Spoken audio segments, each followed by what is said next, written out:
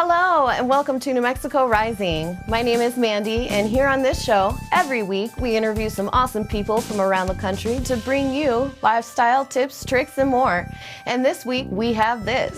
Well, how many years have we been married? 35? Do we have to really tell everybody? Well, it's just... All you got to do is open it up, pop it in the oven, and bake it. All that and more on New Mexico Rising.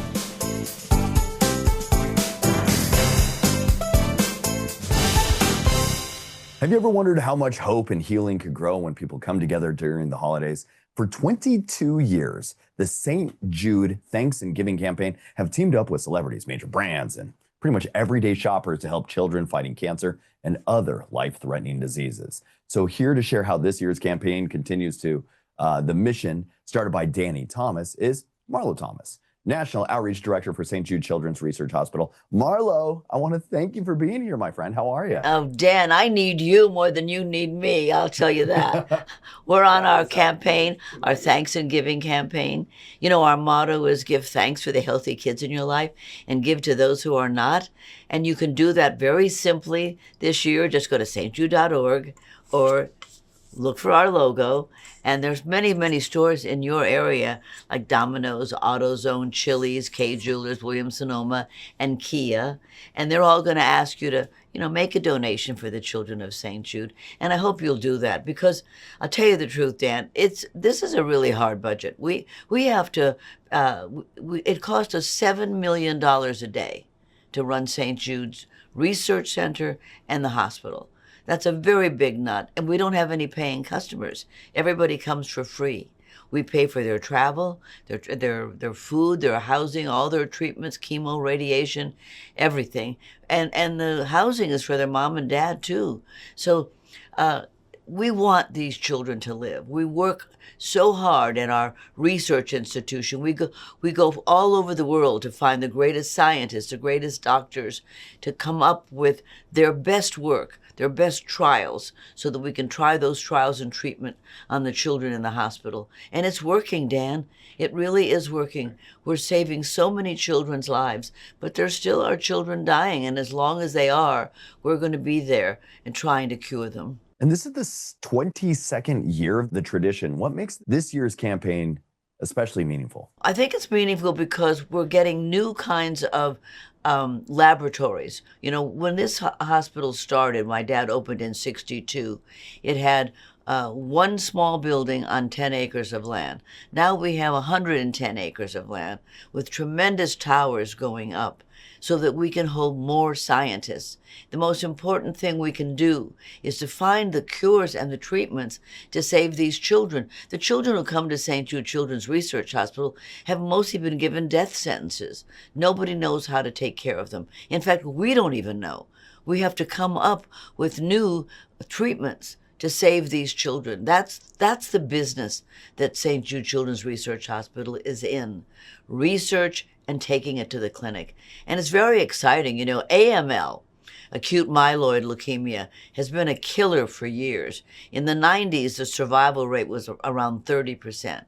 We've just come out now in December that we're now saving 88% of the children with that AML, which has been a killer for many, many years. Well, Marlo Thomas, I want to thank you for hanging out with me this morning. We're running out of time, but I want to thank you for all of the hard work and dedication that you do for this every single year and changing so many lives. So thank you for having us, Dan. Thanks so much. And to support this year's Thanks and Giving campaign, visit stjude.org or donate at participating retailers, restaurants throughout the holiday season. Every contribution helps ensure families never receive a bill from St. Jude or treatment, travel, housing, or food so they can focus on their child's healing. Marlo, I really want to thank you for being here today. Thank you. God bless. Do you ever watch a trailer to instantly wonder what really happened behind the scenes? The Mighty Oaks is one of those films, a survival story with heart, grit, and a little mystery woven in. It lands on VOD and DVD on December 9th, and today we've got two key voices behind it. Filmmaker Brendan Harty and producer Brad Ledwith. Welcome to the show, you two. How are you, my friends? Thank you so much for having us, Dan. We're having a great time. All right. I'm glad you're having a great time because I'm off to a terrible start this morning. My brain is frazzled. And I guess for the people that are just hearing about it, what is the Mighty Oaks really about kind of at its core? I think that the story of the Mighty Oaks is truly an opportunity for people to see lacrosse tear the covers off of high school sports and at the same time accentuate the successes of an underdog team. We have been talking about lacrosse a lot on the show lately. It's kind of the starting to fastest pick up growing a bit. sport. Yeah. When you first stepped into the project, what grabbed you about the story, some of the characters, and the setting? Brendan? For me, it was, first and foremost, Brad's enthusiasm and the community that surrounded him. Tough to do a project like this if everybody's not, bought in and excited about it. And that's really the energy we had from the very beginning. And then to have the opportunity to, pull the curtain back and show what it's really like to spend a season with these kids who are going through all the issues kids have, as well as trying to win a championship. From my perspective as a creator, it was an awesome opportunity, and we think it comes out in the final product. And the dynamic between some of the characters or people in it did feel personal. Did you bring anything from your own personal lives or experience to kind of shape how you approach this movie? Well, that's a great question, Dan. I think that I bring it to the sports. My own experiences of growing up playing baseball, football, basketball. I lost my dad at an early age, and I just, to me, being able to give back to my community, and my dad was a real involved in I remember him being president of the soccer team in the 70s, and honestly, it's one of those things that I remember him doing a lot for the program, and he didn't know anything about soccer. So the story of the Mighty Oaks, which you can find on Amazon Prime, which you can pre-order on Apple TV, December 9th it comes out. I'm telling you right now, if you buy this movie, if you like documentaries, you'll love it. If you like sports documentaries, you're going to think it wins an Oscar. And the film digs into a little bit of loss, adoption, family grief. How did you approach telling some of these stories without getting too personal or exposing too much?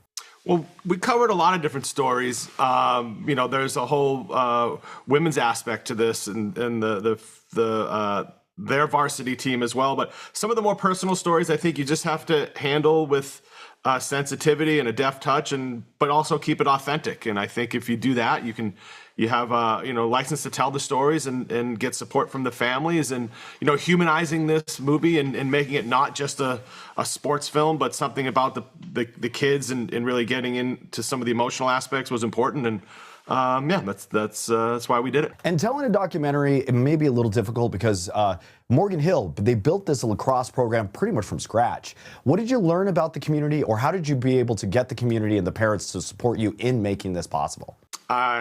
Brad's a juggernaut in the community. His enthusiasm is infectious. He's been around from day one. Really, we call him the godfather of lacrosse in the community, but what he really is one of the greatest supporters of it and givers of his time. That's what really got me into it. All right, you two, I want to thank you two for joining me. You can check out The Mighty Oaks as it comes to streaming on December 9th. I want to thank you two for joining me today. Thanks, Dan. And listen, my story is the same all over the country, and Brendan told it very well. Well, thank you too. Thanks, Dan. Have you seen those bright red giving machines popping up during the holidays? They look like vending machines, but instead of buying a snack, you're donating things like meals, warm clothing, and even medical supplies to people who need them most. It's a simple way to make giving easy and meaningful. Joining us is Elder Aaron T. Hall to explain how giving machines work and how people here in New Mexico can take part. Welcome, Elder Hall. Good morning, Abby. It's so great to be with you in Albuquerque this morning. For viewers who are new to them, what exactly are giving machines and how do they work? Yeah, wonderful. The giving machines come out of the idea that this Christmas season, as we celebrate the birth of Jesus Christ, how can we give in meaningful but very simple ways? And the giving machines are one way to do that. Simply vending machines, as you stated, it's as easy as buying a soda or buying a candy bar. You approach the giving machine looking at the kinds of products or services that you would like to share with people right there in your community or all over the world. What a wonderful and simple way for us to be a part of loving our neighbor. And how did this idea start, and how long have giving machines been around? Yeah, so the idea started in 2017 at a time where in one location, we thought, let's see what we can do to gather charities and people in the community to be able to share light, to share love. That now has expanded, Abby, to 6 continents, 21 countries around the world, more than 125 cities, where now 500 charities participate, and people right there in their hometown can go to a vending machine, these wonderful giving machines, to bless people today. And what kinds of items can people purchase to donate this year? You know, there's all kinds of wonderful things that can take place, again, through local charities and global charities. So it can be basic necessities, food, groceries, meals for the week. It can be vaccinations. It can be shelter there in New Mexico where it's needed.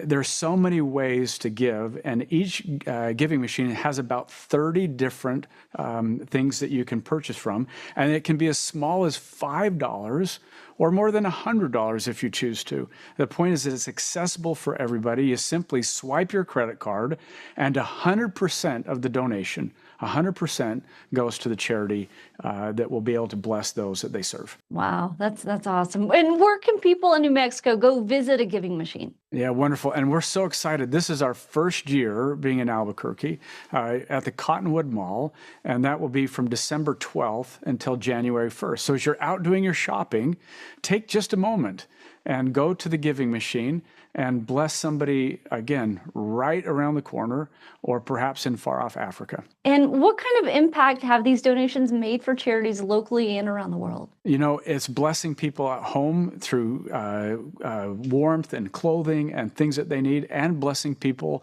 all over the world. As an example, you can buy livestock. You can buy 2 small chicks that are 2 months old. In Tanzania, just a couple of years ago, we sent 3 chicks to 90 women. They've now multiplied that to 5,000 chickens that allow for families to have education. It supports the local community, and of course, food that would be available for sale for eggs and meat. So it's one small way that your donation can go and bless individuals and families throughout the world. To learn more or find the closest giving machine, visit givingmachine.org. You can also see all the items available to donate this season, and every contribution goes directly to charities providing help around the world. Elder Hall, thank you for all you do in coming on our show today. Thank you, Abby, and have a wonderful Christmas and holiday season. Thank you for the great things that will happen in Albuquerque this year. Families are pulled in so many directions right now: school, screens, and a busy holiday season. It can be hard to find time to connect in a fun and simple way. Lifestyle expert Kathy Buccio is here with an easy idea. Turn a quick dance break into real family time. Hi, Kathy. Thanks for being here. Hello, Abby. It's great to be here, and I'm so excited we get to talk about dance. Yes. Kathy, you're a busy mom yourself.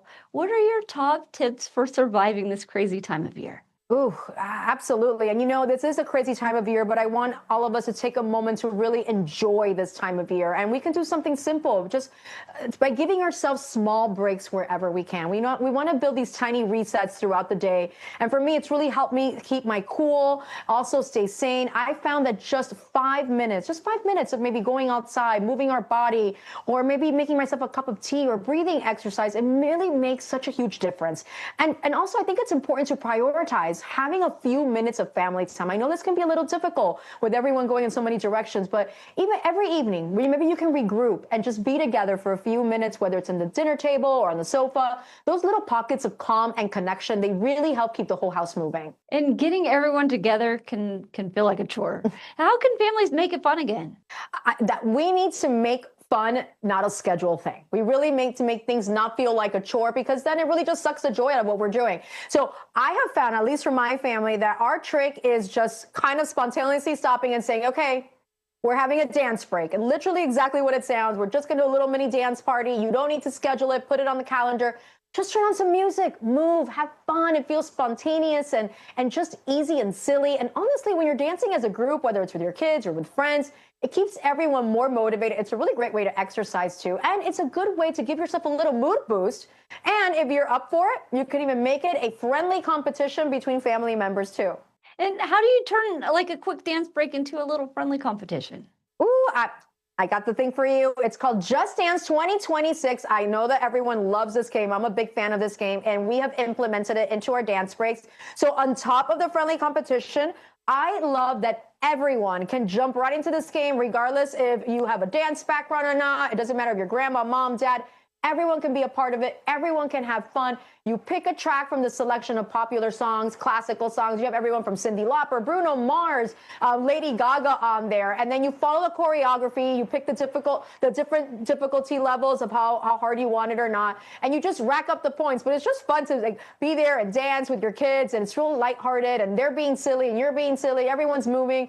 And before you know it, you have a whole dance floor in your living room. And everyone's just having a good time. And right now with the holidays, I think it's a great time to press pause, maybe bring it into your next holiday function, maybe give it as a gift. I think Just Dance is really going to bring the families together in ways they didn't realize. Can a game like this actually help bring families closer? Oh, absolutely. I mean, dancing is so joyous. I mean, have you ever seen anyone be unhappy while they're dancing? I think it's such a way to make a connection. And I think families who spend time together doing something they love really strengthens those bonds. And I think we want to reinforce that mindset, especially when you have little ones, that family time equals fun time. So you're cheering each other on as you're dancing, you're laughing, the dance routines, they're great. You're creating memories without even trying, and you're actually looking forward to doing something. So I think a game like Just Dance gets everyone off the couch, off the screens. They're moving together. It becomes something that you look forward to. I think that consistency is key as we create family bonds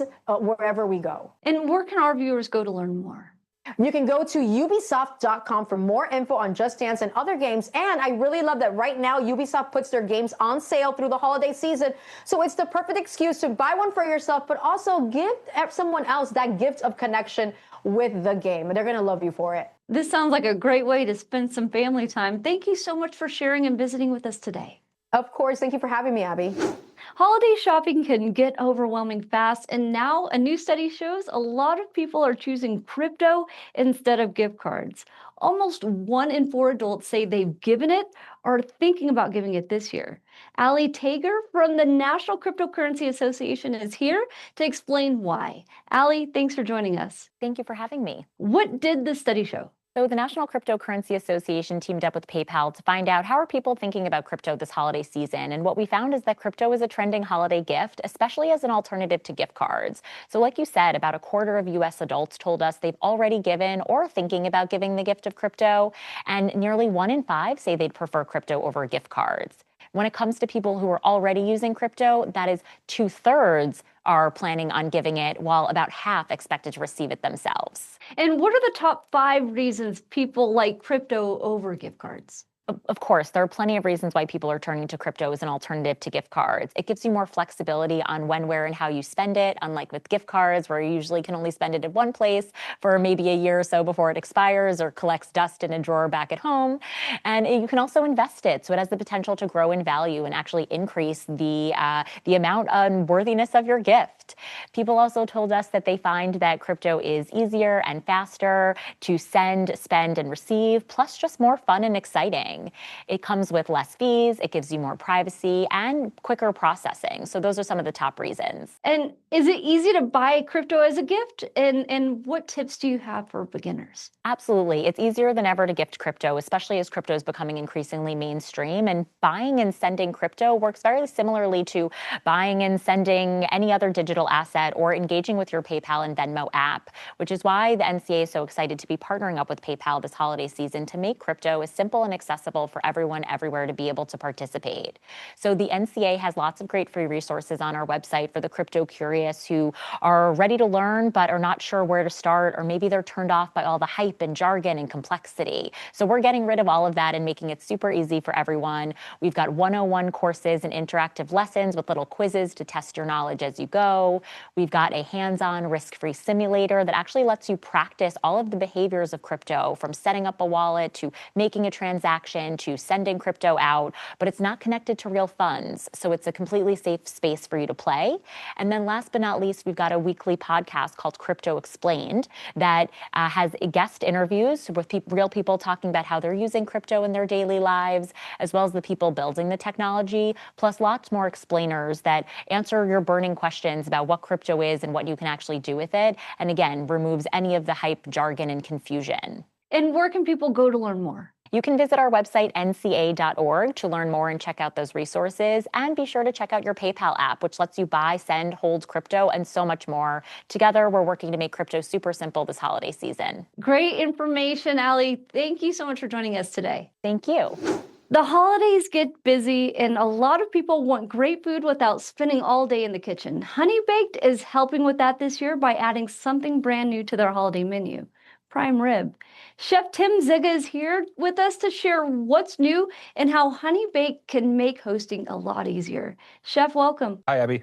Why did Honey Baked decide to add prime rib this year? That's a great question. And honestly, it's just because our customers kept asking for it. So every year, we have a number of people come to us and ask, when are you guys going to do that big showstopper, center of the table prime rib for Christmas? And we like to give our customers what they want. So we did our research, we did our homework, and we discovered that beef is actually the third most popular main dish served during Christmas, behind ham, of course, and turkey. So once we decided we were going to do it, we knew we had to do it perfectly. We took our time. It took us about 2 years to come up with this absolutely fantastic prime rib. It's a perfectly marbled, expertly seasoned USDA choice grade prime rib. We cooked that to rare for you. And then we vacuum seal that, so it seals in all of that fantastic flavor and all those delicious juices. We then pass it off to you. All you got to do is open it up, pop it in the oven, and bake it until it's the desired temperature you want. At that point, take it out, let it rest for 10 minutes, put it on the table, slice it up, and you're the hero for the holiday. And for busy families, how does Honey Baked help make holiday hosting easier? Well, I like to think the fine people at Honey Baked work twice as hard over the holidays so you guys don't have to. We know you're crazy busy this time of year, so we like to do a lot of the heavy lifting on our end, and that's the way it should be. The holidays really are a time to hang out with your family and friends, so the food is not only outrageously delicious, but it's also super easy to prepare because it's all pre-cooked. All you really have to do is warm it up in the oven, and sometimes not even that. So rather than missing the holiday, spending it in the kitchen this time, getting everything just right, let us handle that. Sit down, relax, spend some time with your family and friends. You've definitely earned it. And what else is new or popular on the menu? Well, Honey Baked Ham is really a one-stop shop for all your holiday table needs. So as we all know, we're famous for our hams and our turkey and now our prime rib, but we've got a fantastic array of side dishes. We've got fantastic desserts as well, both pies and cakes. We've got rolls, we've got sauces, we've got gravy. Just about everything you can think of on a holiday table, you can find at Honey Baked Ham. Our side dishes are some of my favorite offerings. I love the double cheddar mac and cheese, cheesy potatoes au gratin. We've got an elevated green bean casserole here, topped with some baby bella mushrooms and some crispy fried onions. I also love our sweet potato souffle. It's a nice light whipped sweet potato, lightly sweetened, and then topped with some brown sugar and some toasted pecans. I can go on and on about the side dishes, but that's a good place to start. And what Honey Baked gifts or bundles make good holiday options? Well, you can actually ship your loved ones their entire holiday dinner. Go to honeybaked.com. We've got a fantastic array of wonderful, delicious gift ideas. We've got some great combos as well. They might not live close to you, but that's not a problem. We can ship it right to their door, glazed and ready. Maybe you don't know what to get them, don't know what they like. You can just get them a gift card. It's just a great way to elevate their overall holiday experience. So honeybaked.com is a great place to go. Find your nearest store, order your food online to pick up, or have it shipped directly to you or your friends and family. And one more time, where can people go for more information? honeybaked.com. It's that easy. Chef Tim, thank you so much for sharing all the ways Honey Baked can be a holiday lifesaver this year. It was my pleasure. Have a great holiday. You ever have a breakup where the dog took it a little harder than you did? There's a new rom-com that leans into that idea with a very good boy caught in the middle of the world's most awkward co-parenting situation. So today, we're hanging out with Patricia Heaton and David Hunt in the new Prime Video movie Merv, where fixing the dog's broken heart might just spark something between the humans too. Patricia, David, hey, how you guys doing today? We're doing great, thank you. Doing great, thanks. All right, so for the people that haven't seen the trailer yet, what is the heart of Merv and kind of what pulled you both towards this story? Well, Merv is about a dog who's depressed because his parents, played by Zooey Deschanel and Charlie Cox, have broken up. And so they're sharing custody of him. And he's not doing well. He's a little depressed. And so it's about their journey to try to help Merv adjust to the situation and about them mending their relationship. And the movie treats the dog's perspective with so much humor and warmth. How did that dynamic shape your characters playing the parents? I'm not sure. Our characters are really concerned more about Yeah. the relationship between We Anna play and the same Russ. sort of role in the sense we're trying to bring the couple back together again. Yes. Yeah. Yeah. So we're a little bit depressed that they're broken up also. We're like Merv. Yeah. So that's kind of our dynamic. And we want to see them get back together. And there's like a thread of healing throughout the healing through joy that kind of runs throughout the film. And as the parents trying to bring them together, what captured that feeling for you two? Well, I think, for the Christmas season, it's really important, especially with things that are going on in the world today, to have that kind of joy, to have a reminder to be grateful for your family, to be grateful for your relationships, and try to be kind, just spread kindness in the world. So that's really kind of what attracted us. Yeah. To be grateful for your own life, Mhm. as well as that of your family. But it's important to spark a conversation. And if it takes a dog to have people start talking to each other, I think that's a wonderful thing. We could use a lot more of that in the world right now. And both of you have, I guess, incredible chemistry on screen because it happens off screen as well. What's it like building this world as a real life couple in a movie and kind of maintaining that chemistry? Well, how many years have we been married? 35? Do we have to really tell everybody? Well, that? it's just every year on We our were 12 when we anniversary, got married. we wake up and we go like, that's enough, that's right? enough, right? That's long Yeah, enough. yeah. There's nothing new to figure out.